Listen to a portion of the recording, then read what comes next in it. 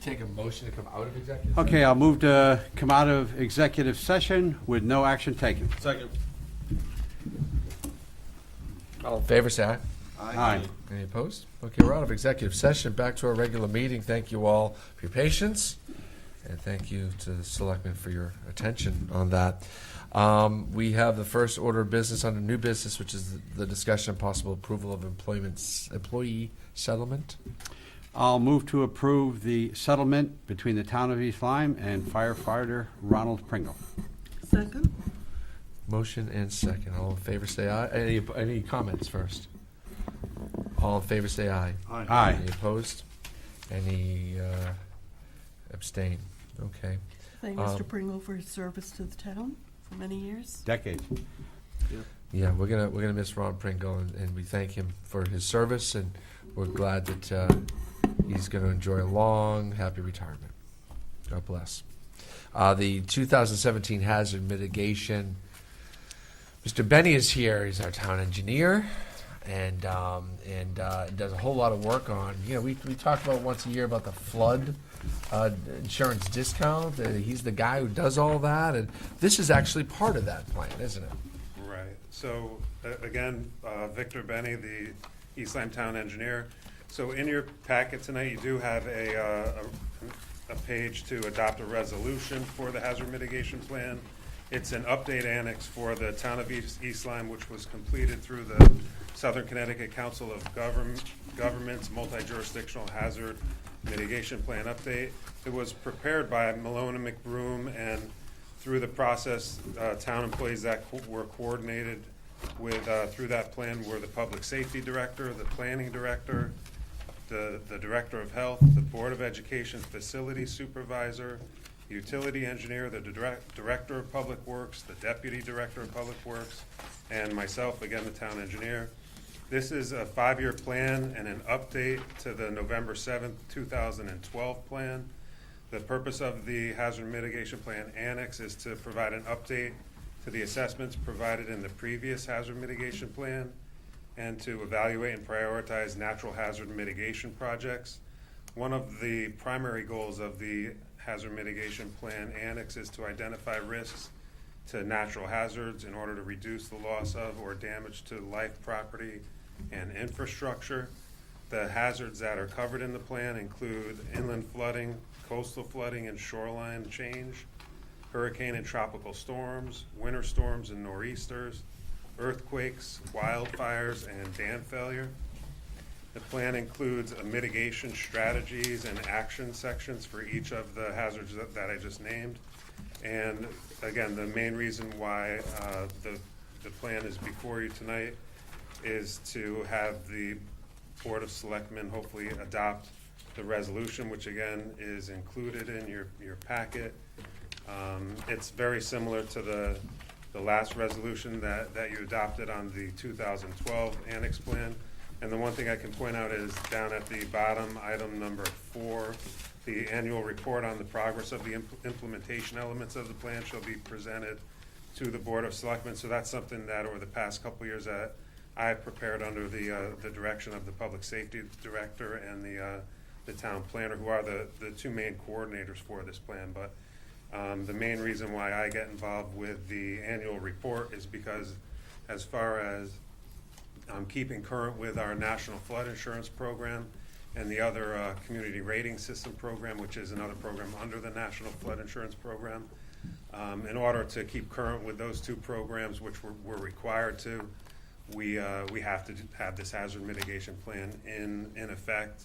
And another main reason why I'm here in front of you tonight is because the annual recertification for the Community Rating System Program is upcoming and due this February 1st, which I do have it about 90% complete. I'm waiting for a couple other departments to provide me with their information, but having this plan adopted and in effect is required as far as recertifying for that CRS program. So that's basically a sum of everything. And Thank you, Victor. Maybe we could direct some questions if there's any place that the selectman would like you to go in conversation or answer anything. Is there any questions? I know the whole plan it's 60 pages long or longer, and that was all emailed to you earlier in the week. So you'd have a chance to look at it. We didn't want to print it up 6 times. We get a lot of that kind of paperwork, but this is something that's ongoing. It's something that it's nice to see that reports don't get made and put on shelves and never looked at again. It's nice that there's updates and it becomes more relevant that way. Any questions? I'll lead off. Actually, we received this yesterday at 4:41 by email. So obviously, I don't think that truthfully any of us had time to read the 58 pages. So I'll go with as far as I got, and if we have to approve it tonight, then I will abstain because I'm not going to approve something that I haven't had time to read. So the date on this is going to be December 2017? Is that going to be the date as it goes forward? Correct, yes. Okay. So on page 2-5, we have a statement in there, police services are provided by a resident state trooper, and that certainly was not true as of December 2017, so I would like to suggest that that be corrected. On that same page, the roles of town departments have not changed radically, then the statement goes on to say the town of East Lyme is technically, financially, and legally capable to the extent that grant funding is available. So we are excused from those restrictions if we don't get grants. Oh, okay, so again, as far as the actual major content of the plan itself, I would probably recommend that we get some other folks involved with who prepared it. Again, this was prepared by the Southeastern Connecticut Council of Governments. The section as far as related to the police and the new police chief. So the date on this is December 2017. The process that this goes through for approval, it has to go to the state and to the FEMA federal level for approval. So this document's been, lingering since probably September, October. We worked on it over the summer. So a lot of the content you see was finalized then and went through the process of approvals when we were still probably in the process of working through agreements with the new police commissioner. So, as far as that goes, again, it's December 2017, but that's after it made it through all the approval processes with the state and the federal level. Is it possible to update this information? Or is this the report and we're just accepting it? I think this is it. If we don't adopt it tonight, then I'll have to ask that. I'm not sure how the approval process. It's already gone through SCOG. So, Right, Council of Governments, we already have the final Well, if we version. pay for something, then I think we should get our money's worth, and I think we should be approving something that's not accurate. I just have to consult with Mylone and McBroom to see what the process is for that, yeah. All right, Roseanne, why don't you run I'll through? abstain. Well, no, if we need to put it off a month to find out the answers, we'll do that. I don't think there's, at this point, it's gone through where it needs to go through, and if we need to make some amendments, we'll do that. I'd suggest, are there any other additional comments that you have, Roseanne, I do have for several, Victor, but, for him to take back? I have, I had those 2 comments. I did want clarification on that page 2-5 as to If we don't get grants, are we obligated? yeah. Okay. Does that hold us harmless if we don't address issues which appear later on in the report about dams and repair to those, etc.? If we don't get grants, we know there's a problem, but as this is stated, if we don't get grants, we don't address it. That's one question. Okay, that was 2 for page 2-5. On 2-6,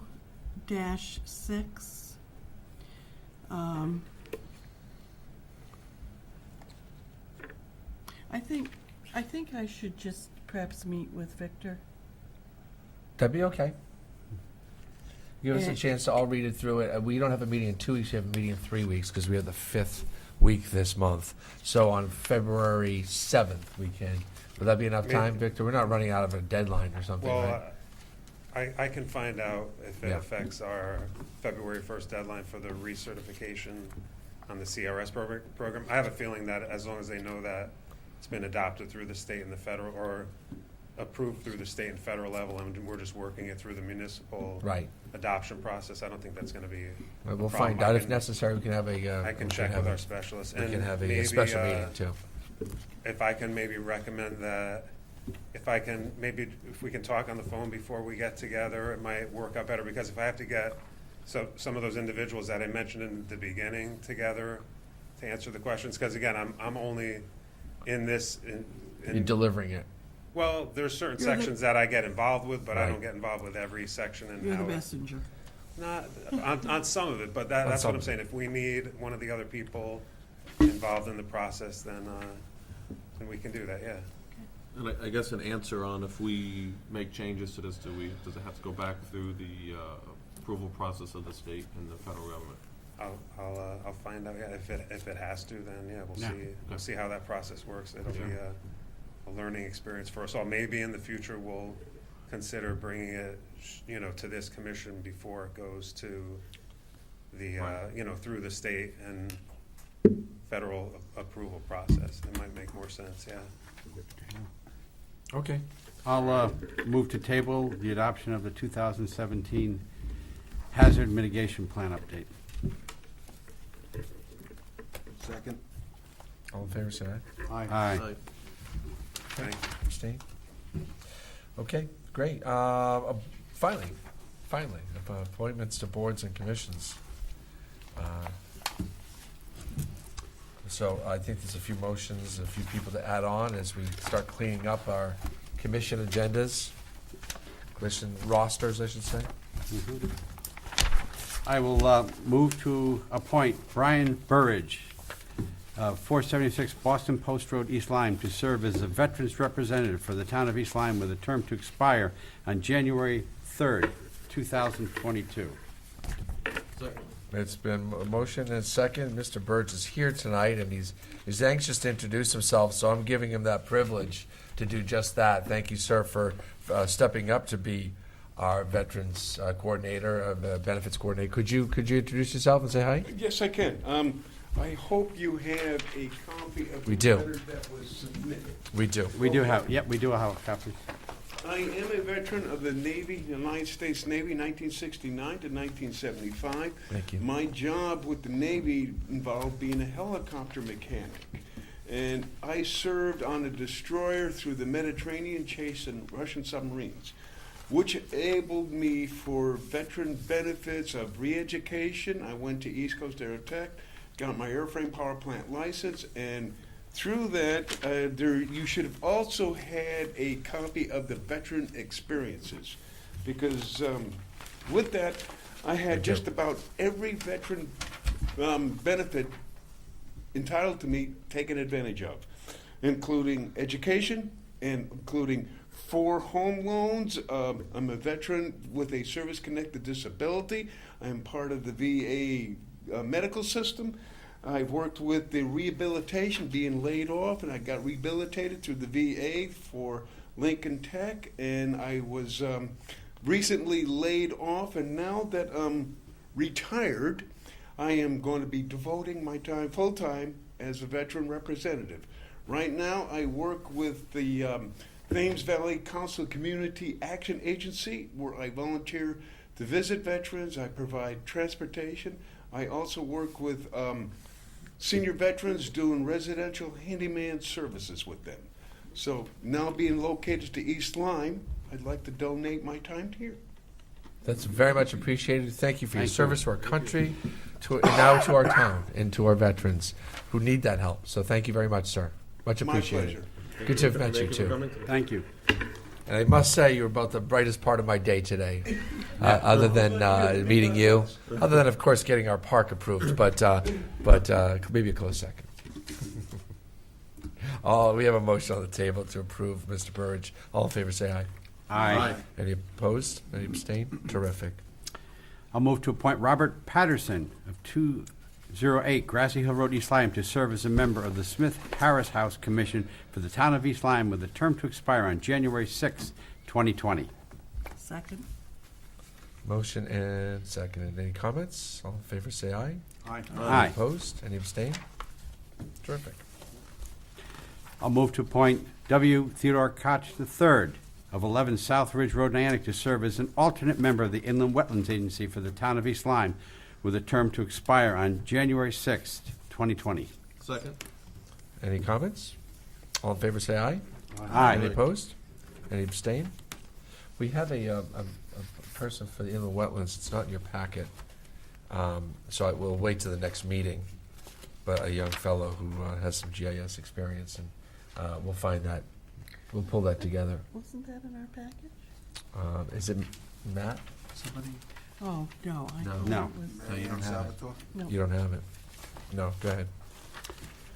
Move to appoint Marianne Salvatore, 132 Boston Post Road, East Lyme, to serve as an alternate member of the Inland Wetlands Agency for the town of East Lyme with a term to expire January 3rd of 2022.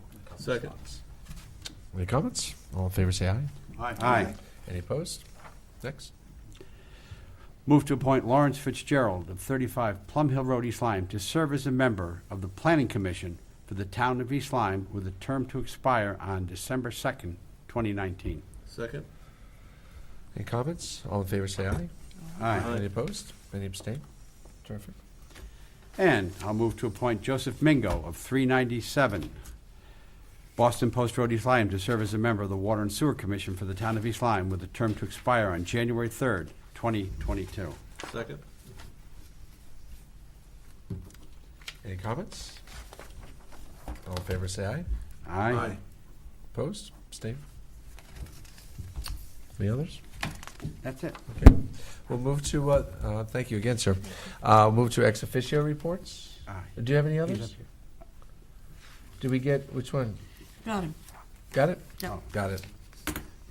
Ex officio reports. Mr. Salerno? Sure, I went to the library meeting the other day.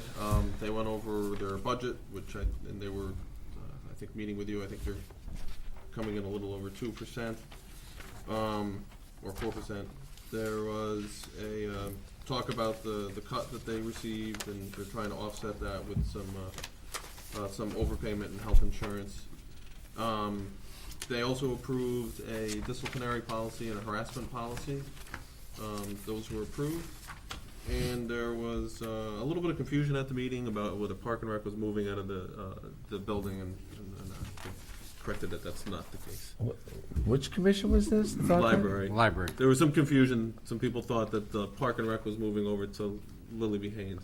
Oh, goodness. Well, that was the, That's one person promoting that. yeah. Right, and They don't have the they don't I have that money clarified for with that. Kevin, and I clarified that at the meeting, so they know that's not Okay.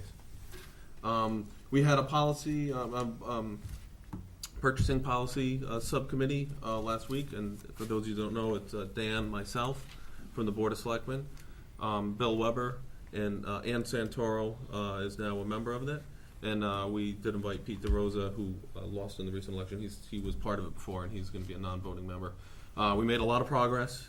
We have kind of a full write-up right now, and now we're going through some of the language, cleaning it up, and also just comparing some of the numbers to some other towns. And also Dan and Ann are looking at some legal issues with to make sure we're compliant with the state Right. for certain things. Tomorrow we have the building commission. That at tomorrow's meeting will be the building commission will be voting on whether to approve the final plan before it goes out to bid. Once this is approved, then it goes to the state, and then it'll go out to bid, and we'll start getting our bids to see where we're going to land.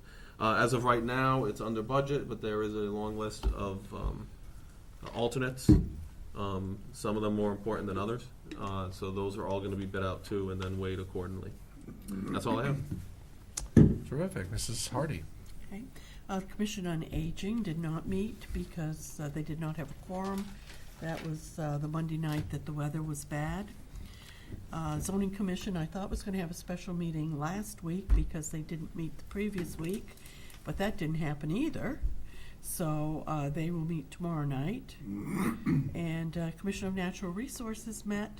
They continue to work on their water study, and they have a couple of other subcommittees that they've set up to begin some other work. And that's it.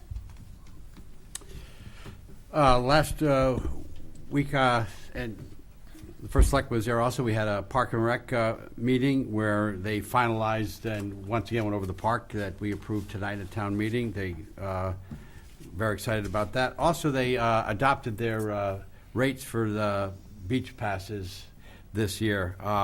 No real change. There's no change at all to resident rate for a parking pass.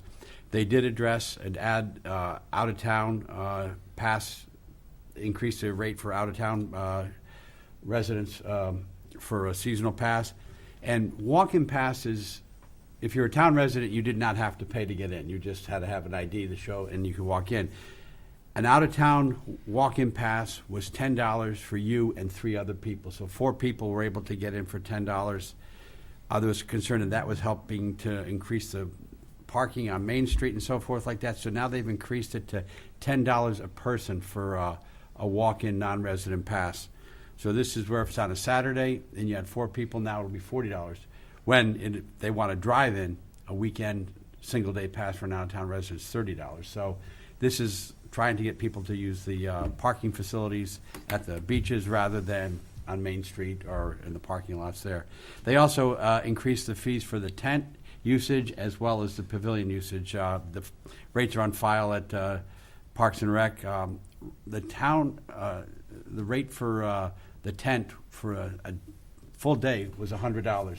If you want to try and rent a tent anywhere, $100 is a steal. So they increased it a little bit for town residents and also a little bit more for out-of-town residents. What you do get, though, during the beach season from Memorial Day to Labor Day is in addition to your fee for the tent or the pavilion, you'll get an additional 10 parking passes, too. So that was it. It was a good meeting. Bob Fanner was reelected chair. Roger was elected, Roger Nadeau was elected vice chair.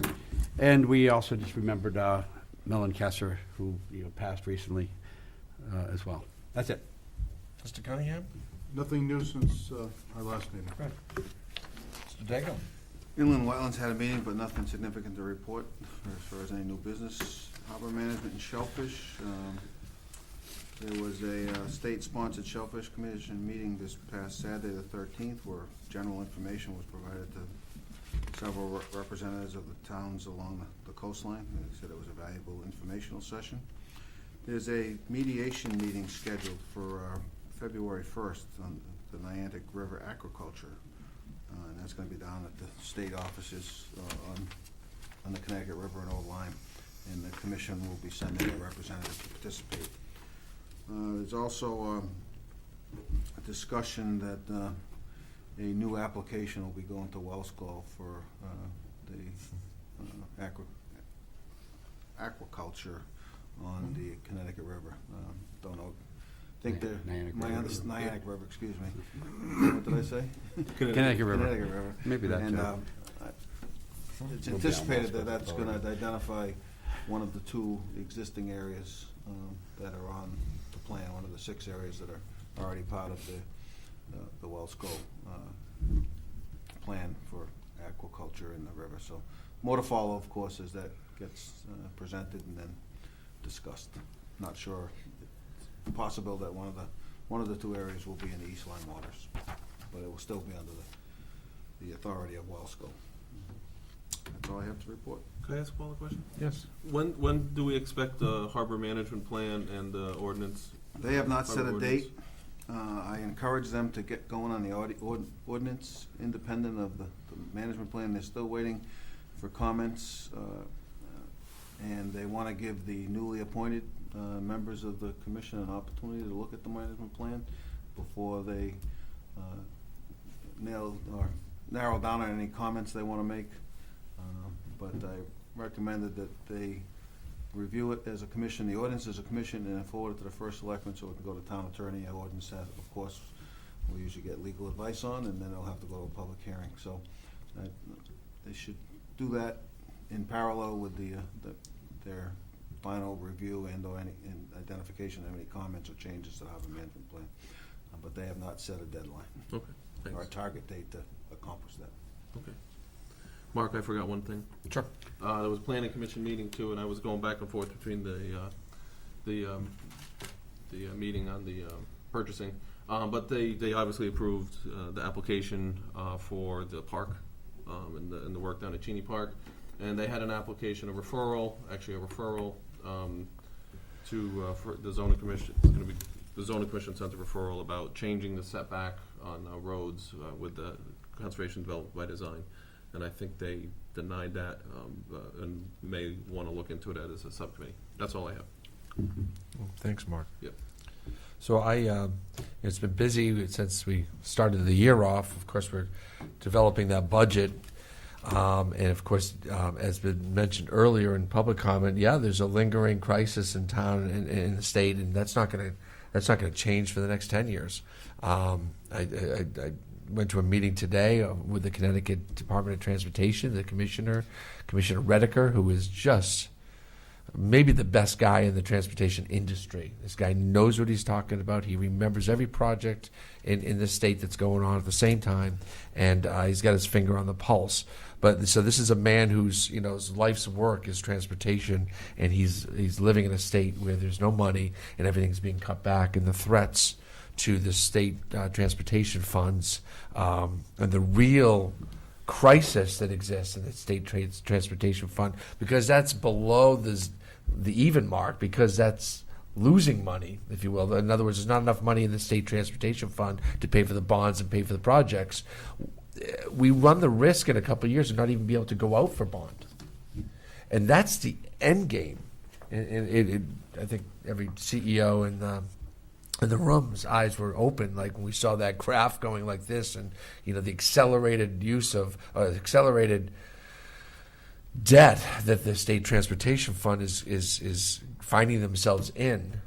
And of course, there's ongoing projects of which the state owes about $1 billion on the street that we can't go out and bond for. So there's a real crisis, and you see some posturing going on up in Hartford. But the real at the end of the day, tolls and gas tax and anything we can do to create money and then keep it there, because of course we were taking money out of the state transportation fund for all sorts of other uses, including the Attorney General's office and other things. So real crisis there. The good news is that while the pie in the sky plan to put an extra lane on each side of the highway from Rhode Island to New York, it was the goal. I think we're going to see when don't forget there's a several $1 million plan out there right now the state is conducting on 95 in our corridor. And I kind of had some assurances today that that's still ongoing, and the result of that is going to be something that can be done.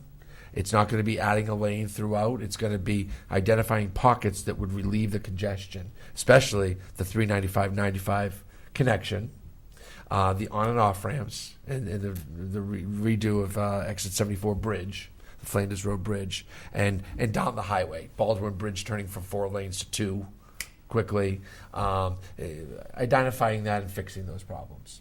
And they think they can do that for 25% of the cost of what it would be to put a whole lane in all the way through. So we still are on the state's agenda for correcting this area. There's a lot of other projects, major projects, that don't have a chance. That's, of course, economically, if we can get it together. I went to the Preservation's potluck dinner